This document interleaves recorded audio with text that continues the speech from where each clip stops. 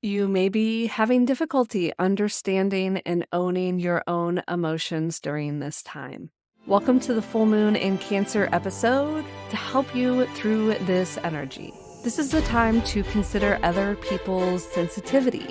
If you've been having roadblocks with relationships, this may be a time you'll be working past it, but you have to have patience for all parties involved. Keep kindness at the center point of the conversation, meditate, walk in nature, and allow your heightened emotions to come forth and allow you to process them before interacting with others. Now it's time to figure out where this energy from the full moon may be affecting you.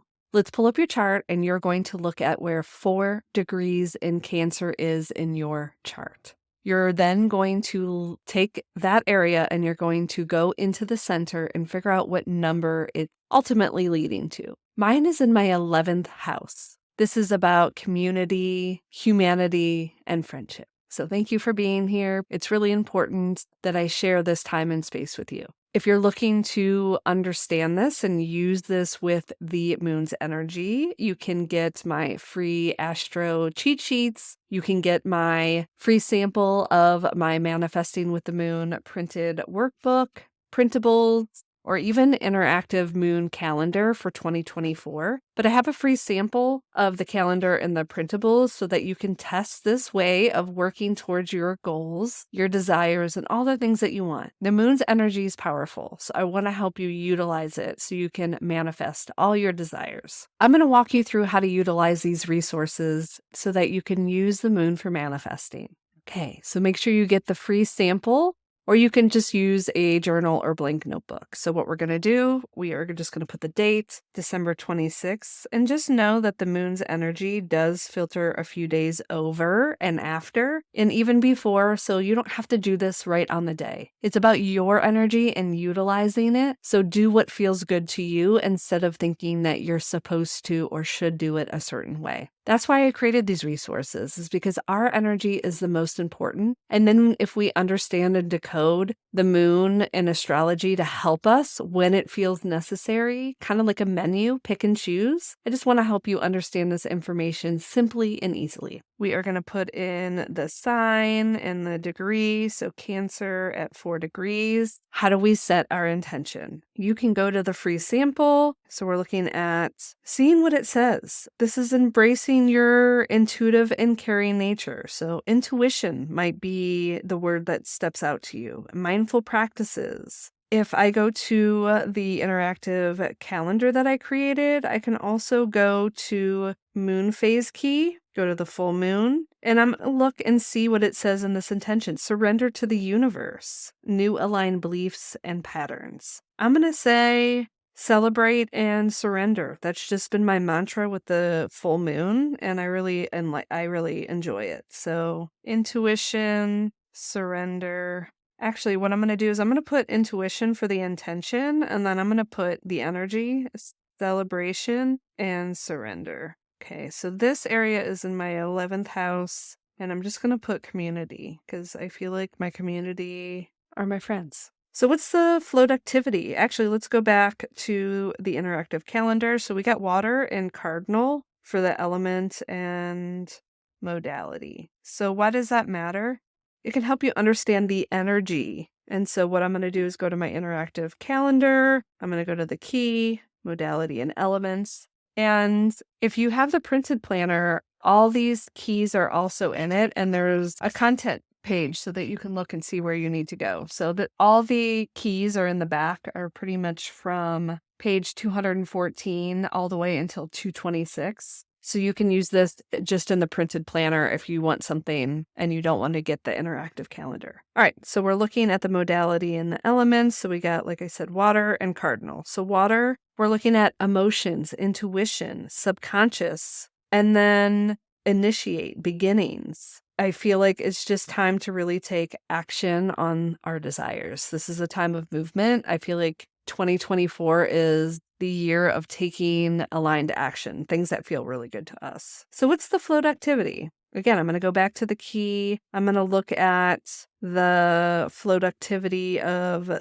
Cancer. nurture relationships, vision boards, mindful and intuitive practices. So I'm going to work on my vision board because that's helping take action. And then intuitive practices. I feel like this is also a powerful time to connect with our intuition. So intuition and vision board. Oops. Well, that's actually, I'm going to put that in as my ritual too, even though that was float activity. So ritual, I can go to the moon, full moon, and review, celebrate, and set intentions. That's going to be the ritual. So I'm just going to, this is the beautiful thing about a digital planner is you just do that. Ritual is celebrate, get clear on intentions instead of setting them, because we had kind of already set them with the new moon. And then you can go through the rest, if you have the planner to be able to sit, like have these reflective questions. And then I did put out an episode about setting and body goals. And that's actually taking and utilizing the rest of this planner of actually taking the action, getting very clear on the goals that we're working towards. So look for that.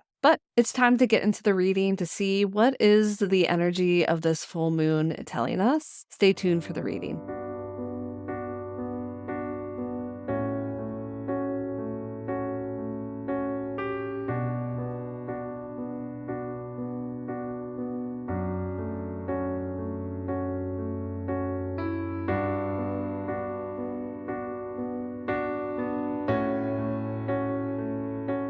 What energy will help you release limiting beliefs? And it's rising above the people that have hurt you. Also, anything that you feel like is holding you back. So like you saying sorry or just forgiving people that just might not know any better is going to help you. You're attaching to someone else's behavior and it's rising above and knowing that you're here for something bigger because you're a star keeper. You need to stay grounded as a star keeper and not be too much up in the clouds with what you're doing about this human experience. It's about planning, making progress. It's about letting duality live. You can live one way, someone else can live another way. And knowing that just because your way may feel better to you, it doesn't mean it's right for someone else. So what energy will help you take aligned action? And it seems like you have some healing from the past to do.